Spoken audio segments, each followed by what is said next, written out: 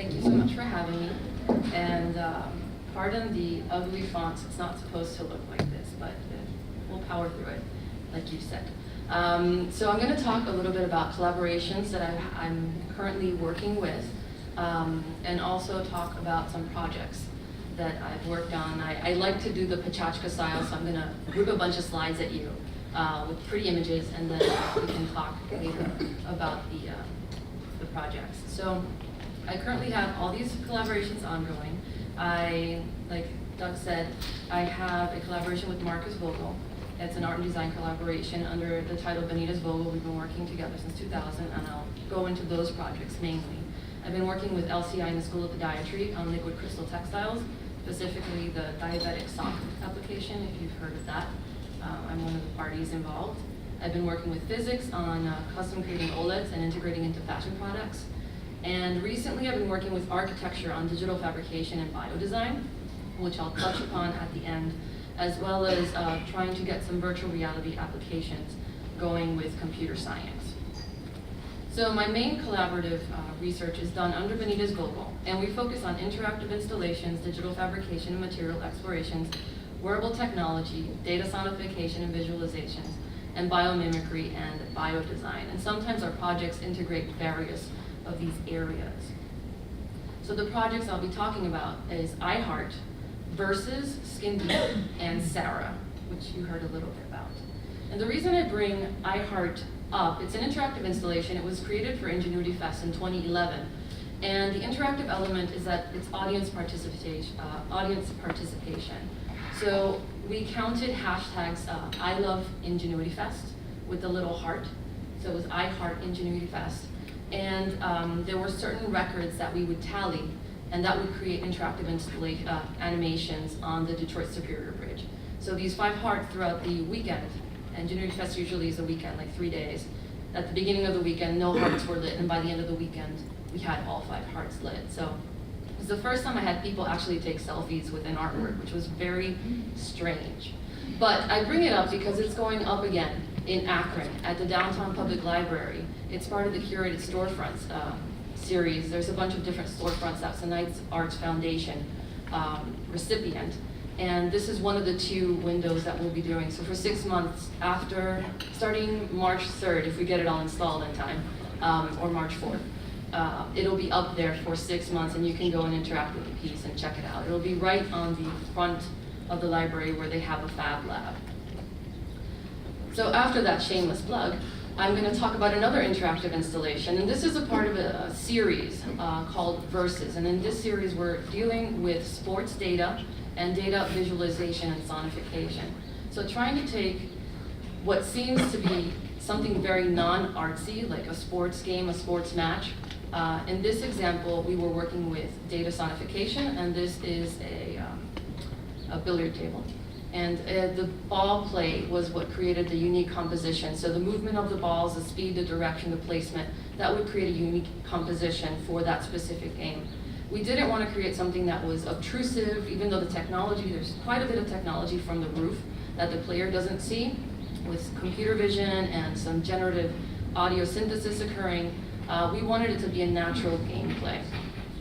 So from there, we went to tackle more team-based sport. I say this is the way my husband got me to watch football, because he loves football, and I'm not much of a sports person, except I do like cycling, ironically enough. So what you're seeing here is an actual sculpture based on the ball play information for Super Bowl 49. Here you can see it from the side. So each arc represents the movement of the ball per play. Sometimes if it's intercepted, there are going to be 2 arcs because it moves in one direction and then it moves back in the other direction. So on the left-hand side, that first arc is the kickoff arc, and then it proceeds play by play all the way to the right at the end. And what's really interesting is that you can kind of see this synergy, this movement. In some days, it's relatively symmetrical. In this one, those little elements that flip out on the sides that are arcs that are cut off, those are either field goals or extra points after touchdowns. So you can kind of tell that the team on the right was doing a little bit better than the team on the left. We set aside per team throughout the whole game. And those lines you see running up the sides represent the end zones, where the end zone starts. It was interesting to kind of create this minimalistic kind of interpretive sculpture that had a visual reference to it. And like taking this instant, this time period, and kind of freezing it in a material. So we used 3D printing, and we did them in various sizes.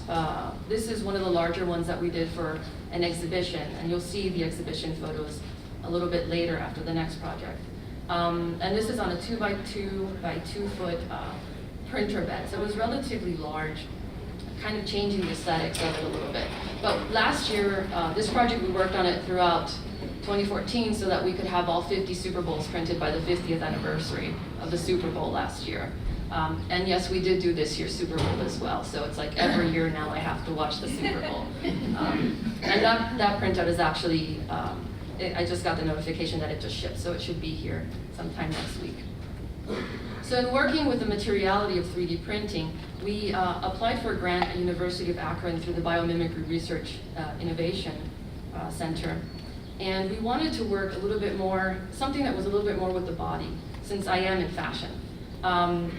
So we decided to create these prosthetic 3D printed devices that kind of questioned the idea of your skin and biomimicry and what could be done in the future with skin, either through biotechnology.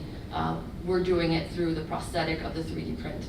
So this printed element, I would wear it like a piece of jewelry, and about 45 minutes later I can peel it off, kind of like when snake skin peels, and I would have a snake impression on my epidermis. It only lasts about 15 minutes, but it was interesting enough as a first exploration. So we tried a variety of locations on the body. We tried the arms, we tried the upper arms, we tried legs, we tried necks. The arm really did seem to be the one that took the most, and also with the materiality, we started to experiment with post-processing with 3D printing for the aesthetic of it. So on the left, you see an electroplated copper plastic print.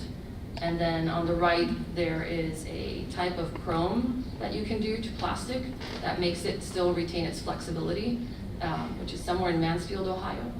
Amazing what we have up here. You can find all sorts of things. And that one was the chrome-plated one.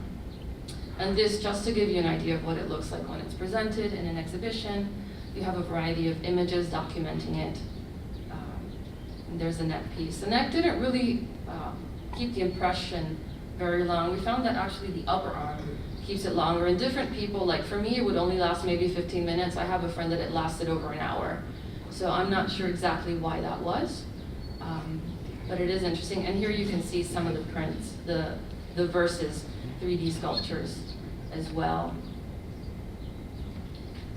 And it was really funny because I got approached last year by the Body Modification Group. And they do a conference every year. So last month I was actually at a body hacking conference with the Skin Deep project on a couple of models. And then we did this one specifically, and I don't know if you can see very well, it's kind of light in the image. But we started working with text on the body as well. So we're gonna start playing with graphical elements and text on the body. And that one lasted actually a little bit longer than 15 minutes. And also an important part would be to mention the fact that these were actually created specifically for my arm from a body scan, which meant that I couldn't have any other models put this on because of the contours of my arm. What we started doing, since we had to have some other model wear it, was start working with flexible filament to print that out so that it, other people can wear it as well. So it has this bit of a corset type lacing on the side that you don't see. You see kind of the red of the lace popping out, but it gives it a different aesthetic. So kind of to bring that into what we do here at the school as well is what's the point of doing research if your students don't engage in it as well, right? So there's a couple of places where I'm able to integrate the research with the students. One is a course that we teach every 2 years called Digital Design in New Media and Fashion Culture. And the other one is usually through this wonderful grant we have in the College of the Arts called the Catalyst Grant, where we can work with people from different disciplines. So that does happen outside of coursework, which does make it complicated to find the right students. So Sarah was awarded an NEA grant for the application, which is an app that creates a synesthetic augmented experience. So the software takes the camera input as well as the data from the sensors, and it runs on iOS. It's an iPhone app.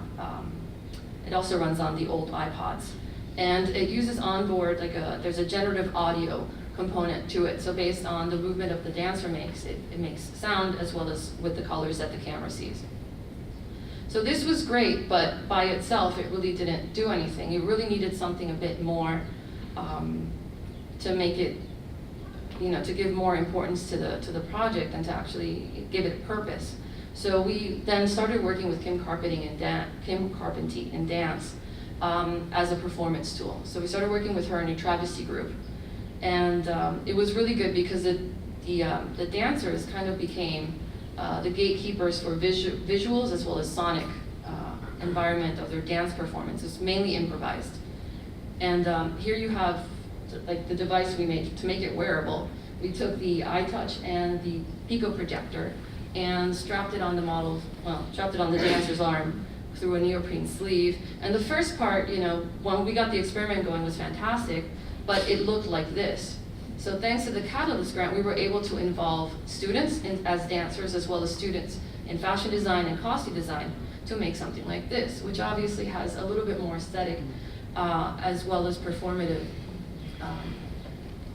benefits to it. So they had a light up LED collar as well as these sheer large arm sleeves that they could project onto, and they can project onto each other. And this is just a shot of them in the performance, and another shot in another performance. We started adding a projector to add more light and dimension. There's a very fine element with the camera on board the iPhone and using the Pico projector, which was we needed enough light for the camera to capture data and imagery, but we needed enough low light or enough darkness that the Pico projector would actually show. So finding that middle ground was a bit difficult, and then some cool time-lapse pictures we got from the dancers, which is great.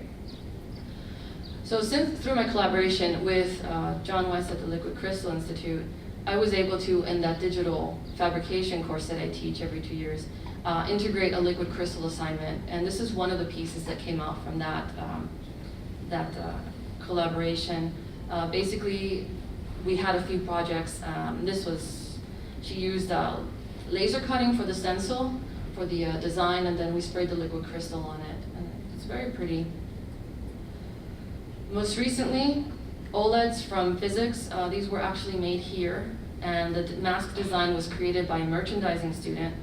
The design on the right is the croquis that was proposed as one of the garments to make.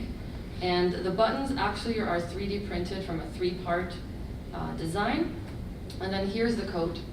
And it's wonderful because this is actually in Munich right now for the Organic Electronics conference that happens there every year. So it's great to have some student work that's going to be actually exhibited internationally. And then to finish off, I just wanted to speak briefly about the architecture collaboration. I'm working with Brian Peters. He has a course similar to mine in architecture, and it just so happens that this year they overlap for half an hour on Tuesday and Thursdays. So what we did was we proposed, and thanks to J.R. Campbell for mentioning this and for supporting the Biodesign Challenge.